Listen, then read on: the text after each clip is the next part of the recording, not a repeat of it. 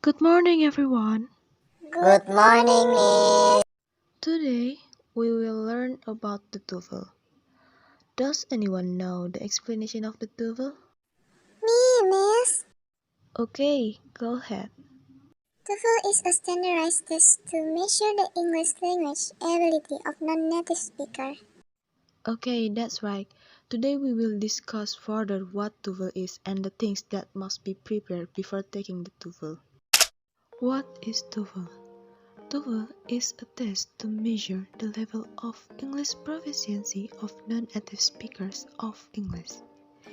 It is required primarily by English language colleges and universities. Additionally, institutions such as government agencies, business, or scholarship programs may require this test. TOEFL currently exists in both a paper format and computer format. TOEFL has four sections. First, listening comprehension. Second, structure and written expression. The third, reading comprehension, and the fourth, test of written English. Listening comprehension. In this section of the test, we will have an opportunity to demonstrate our ability to understand conversations and talks in English. There are three parts to this section and we're gonna answer all the questions on the basis of what is stated or implied by the speakers we hear. For the example of the recording you hear. Man, that exam was just over. Woman, oh, it could have been worse. Narrator, what does the woman mean? In your textbook you read A. The exam was really awful. B. It was the worst exam she had ever seen. C. It couldn't have been more difficult. D. It wasn't that hard. From the conversation, we learned that the man thought the exam was very difficult and that the woman disagreed with the man. The best answer to the question, what does the woman mean, is D. It wasn't that hard. Therefore, the correct choice is D. Structure and written expression. Structure is test in the second section on TOEFL test. This section consists of a number of multiple choice questions that test our knowledge of the structure of English sentence and error recognition question that test our knowledge of correct written expression. Written expression questions that test our knowledge of the correct way to express ourselves in English writing. Each question consists of one sentence in which four words or groups of words have been underlined. We must choose the underlined word or group of words that is not correct. In this section, we need to prepare some language skills. The following language skills will help us to implement these strategies and procedures in the structure and written expression questions. Concord refers to the way that a word has a form appropriate to the number or gender of the noun or pronoun it relates to. Word order refers to the conventional arrangement of words in a phrase, clause, or sentence. Compared with many other languages, word order in English is very rigid. In particular, the order of subject, verb, and object is relatively inflexible. Tense structure is basically the order which the components go in a sentence. There are three main tenses: past, present, and future. In English, each of these tenses can take four main aspects: simple, perfect, continuous, also known as progressive, and perfect continuous. Causative is a common structure in English. It is used when one thing or person causes another thing or person to do something. Conditional sentences are sentences that express one thing contingent on something else. Gerund and to infinitive can replace a noun in a sentence, whether you use a gerund or an infinitive. depends on the main verb in the sentence. Elliptic structure is joining two sentences which have same predicate and object to make it shorter by omitting a part of sentence without changing the meaning. Adverbial clause is a dependent clause that modifies the main verb in independent clause. Adverbial clauses always start with a subordinating conjunction and must connect to an independent clause to make sense. Passive voice, it happens when the subject of the sentence is acted on by the verb. Participle is a type of word derived from a verb that is used for a variety of purposes, such as an adjective or to construct verb tenses.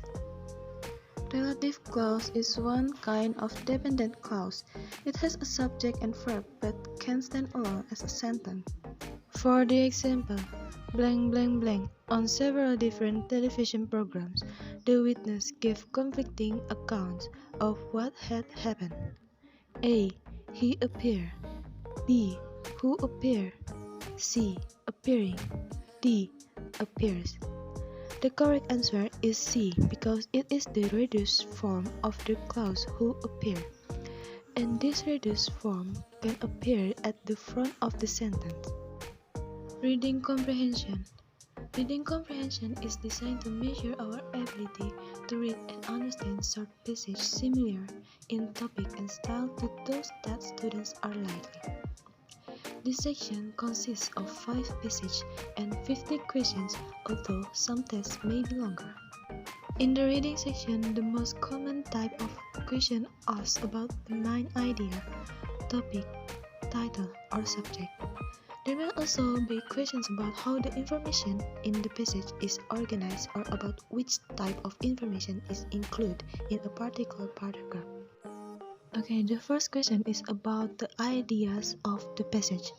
So we need to answer main idea questions correctly and recognize the organization of ideas. The second is directly answer question. So we need to answer stated detailed question correctly and find unstated details. And then we find pronoun reference. The third, indirectly answer questions. So we need to answer implied detailed questions correctly and answer transition questions correctly. The fourth question is vocabulary question. So we need to find definitions from structural clues, determine meanings from word parts, use context to determine meanings of difficult words and simple words. The fifth is overall review questions.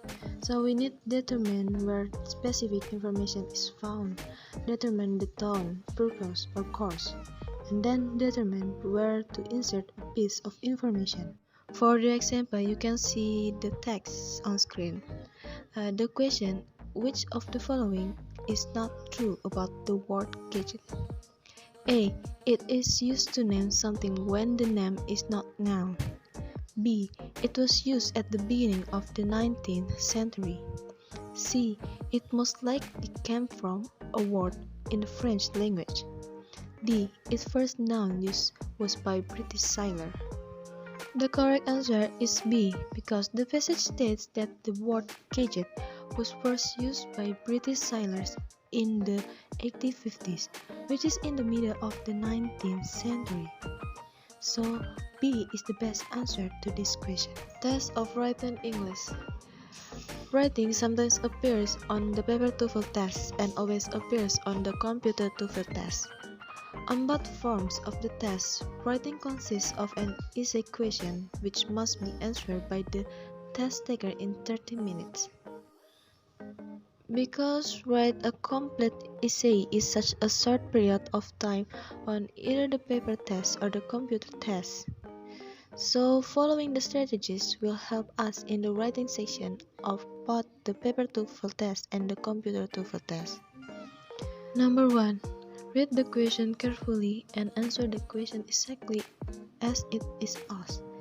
Take some time at the beginning of the test to be sure that us understand exactly what the question is asking. 2. Organize our response very clearly. We should think of having an introduction, body paragraph that develop in introduction and conclusion to end our essay. Use transitions to help the reader understand the organization of ideas. 3. Whenever we make any general statement, be sure to support that statement. We can use example, reasons, facts, or similar detail to support any general statement. 4. Stick to vocabulary and sentence structures that we know. This is not the time to try out new words or structures. 5. Finish writing our essay a few minutes early so that we have time to prove what we wrote. Okay, that's all for today. Good afternoon. Good afternoon, Miss. Thank you for today.